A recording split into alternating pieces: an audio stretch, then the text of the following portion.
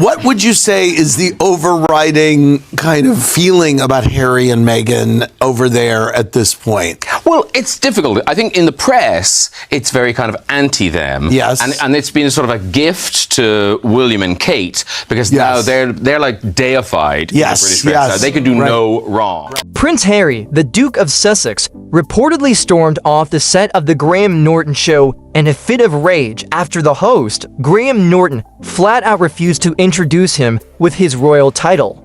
Yes, you heard that correctly, the man who once charmed the world as the heir to the throne lost his composure, a moment that is being hailed as the most awkward and unforgettable exit in talk show history, a spectacle that will be replayed for weeks. The Graham Norton show is where stars unwind, where even the most guarded personalities let their guard down. Yet when Harry appeared as a guest, expecting a bit of that famous Norton charm to smooth over his rocky public image, he walked into a storm he didn't anticipate and couldn't have prepared for. This for my family.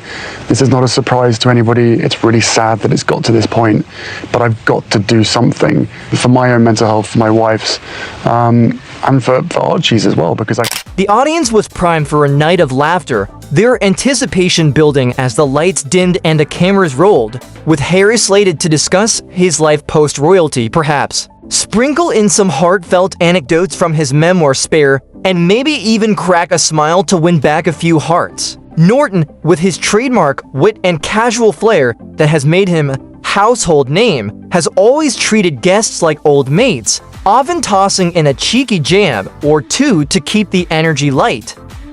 Yes, my family read the tabloids. It's laid out at breakfast when everyone comes together. So whether you walk around saying you believe it or not, it's still leaving an imprint in your mind. But when it came time to introduce Harry, something felt off, deliberately off in a way that sent a chill through the studio. Instead of the expected introduction, the one viewers had braced themselves for, "Please, welcome Prince Harry, the Duke of Sussex," Norton simply said with an almost casual indifference, "Here's Harry." No title, no flourish to acknowledge his heritage, just a plain, unadorned name that hung in the air like a challenge. Getting drunk, falling out of clubs, taking drugs. I'd now found the love of my life, and I now have the opportunity to start a family with her. To the untrained ear or the casual viewer scrolling past, it might sound trivial, a minor blip in an otherwise entertaining evening, but to a man who has spent his life draped in royal regalia and introduced with pomp at every turn, it was a slap in the face, a public humiliation that stung deeply, and Norton doubled down, denying any obligation to acknowledge Harry's royalty with a shrug that screamed, "Deal with it," and a smirk that suggested he knew exactly what he was doing. Now, let's not kid ourselves with naive assumptions. This was not a memory lapse or a forgivable mistake by a seasoned host. Unprecedented details about Harry's accusation that his own family members used the tabloid press against him and his wife Meghan.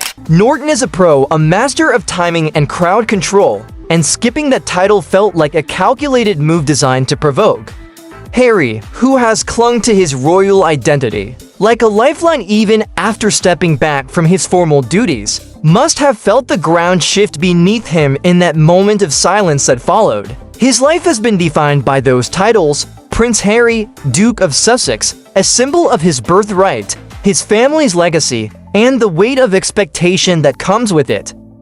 They felt as though it made them look bad.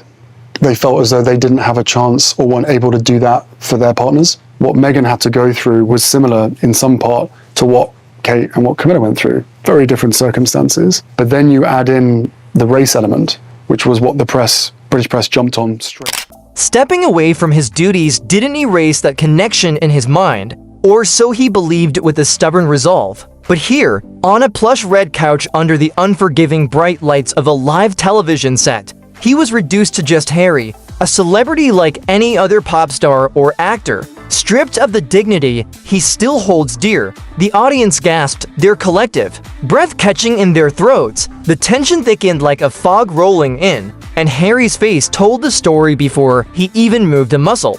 His smile faltered, his posture stiffened with barely contained anger, and then, boom, he was gone, storming off mid-segment, leaving Norton to fill the awkward silence with a quip that fell flatter than a pancake and left the crew scrambling. For damage control to understand the weight of this seismic shift, we need to rewind through the years of history that have brought us to this point. Harry's relationship with the media has been a roller coaster of resentment and retaliation, a ride that has left him battered and bruised.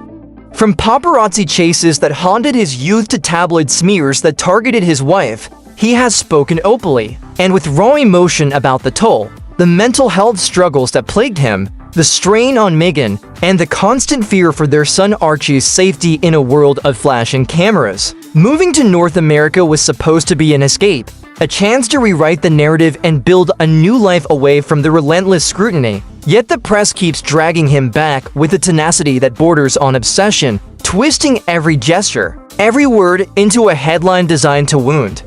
This snub, intentional or not in the eyes of the public, must feel like another dagger plunged into his already scarred psyche, a public reminder that his royal past won't let him go, no matter how far he runs. Imagine living under that microscope for decades, where every introduction is a battleground of respect, and then having it stripped away on live television with millions watching.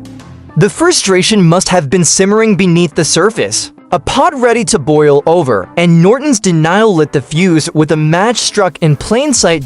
So, how did we get to this explosive moment? Harry tried to play it cool at first, nodding along as Norton bantered with the ease of a seasoned host, but his body language betrayed the storm brewing within. The usual easy grin that once won him fans was replaced with a tight-lipped stare. That could freeze water, his hands clenched just enough to notice the tension rippling through his frame. He didn't lash out on air, a testament to the training instilled by years in the royal spotlight, but the storm was brewing, dark clouds gathering behind his eyes. Sources close to the production say he confronted Norton backstage in a heated exchange, demanding an explanation for the slight, only to be met with a casual, "It's just a show, mate," delivered with a nonchalance that only fueled the fire. That's when he reportedly grabbed his coat with a flourish and bolted, leaving producers scrambling to salvage the segment and the night's reputation. It's the kind of dramatic exit that would make a Hollywood scriptwriter green with envy. But for Harry, it was deeply personal, a stand for respect he feels he has earned, titles or not, in a world that seems determined to strip it away. The aftermath, absolute chaos that spilled onto every screen and newsstand. Social media erupted with the hashtag #HarrySnub trending within hours, a digital wildfire that consumed timelines with opinions and outrage. Fans were split down the middle, their loyalties tested, some defending Norton with a shrug, arguing that Harry is no longer a working royal, so why the fuss over a title that no longer applies? Others raged with a passion, calling it a disgraceful slight against his heritage and a betrayal of royal tradition. Twitter threads speculated wildly, a cacophony of voices wondering if Norton was settling an old score, if this was a subtle jab at the monarchy itself, or merely the host indulging in his penchant for controversy. Even royal watchers weighed in with authority, with one former aide to King Charles suggesting, with a knowing tone, that it reflected the growing divide between Harry and the family he left behind, a chasm that widens with each public misstep. The debate is heated, a battleground of perspectives, and it's not dying down anytime soon. Was it a mistake, a bold statement, or just Norton being Norton with his trademark mischief? We may never know the full truth, but the damage to Harry's composure is done, etched into the annals of television history. Let's be real here, with a dose of sardonic clarity. Harry didn't choose this life of privilege and pressure. He was born into it, molded by tradition, expected to carry a legacy that stretches back centuries. Stepping back from his duties was his rebellion, his bid for freedom from the gilded cage, but it has left him in a liminal space, neither fully prince nor fully free. He's not the prince he once was, the young man in uniform saluting at memorials, yet he's not free from the royal shadow that looms large over his every step. This incident with Norton underscores the tension with a brutal clarity, a tug of war between his past and his present that he can't seem to win. Meghan's influence looms large in this narrative too, a constant presence by his side. She has been his rock, pushing back against media narratives with a fierceness that has shaped their joint path through this wilderness. Did she urge him to walk out, to reclaim his dignity in a world that mocks him? Or did this snub stoke a fire she's been trying to douse with her own resilience? Either way, it's a reminder of their shared fight for privacy, a fight that has only grown harder with each passing year and each new scandal. So, what does this mean for Harry as he moves forward into an uncertain future? He has carved a niche with his philanthropy and mental health advocacy, a new identity he is proud of and determined to protect. But moments like this pull him back into the royal drama he has tried to escape, a drama that clings to him like a second skin. The title snub, Norton's denial with a cavalier attitude, the public spectacle that followed, it's all a mirror to his unresolved past, a past that refuses to release its hold. He is stuck between worlds, a prince in exile who can't outrun his history no matter how fast he runs or how far he travels. The media won't let him, the public won't let him forget, and now, it seems, even talk show hosts won't let him redefine himself on his own terms. This was not just a bad night on television, a fleeting embarrassment to be laughed off. It was a crack in the facade he has been building with painstaking care, a facade that is now showing signs of strain.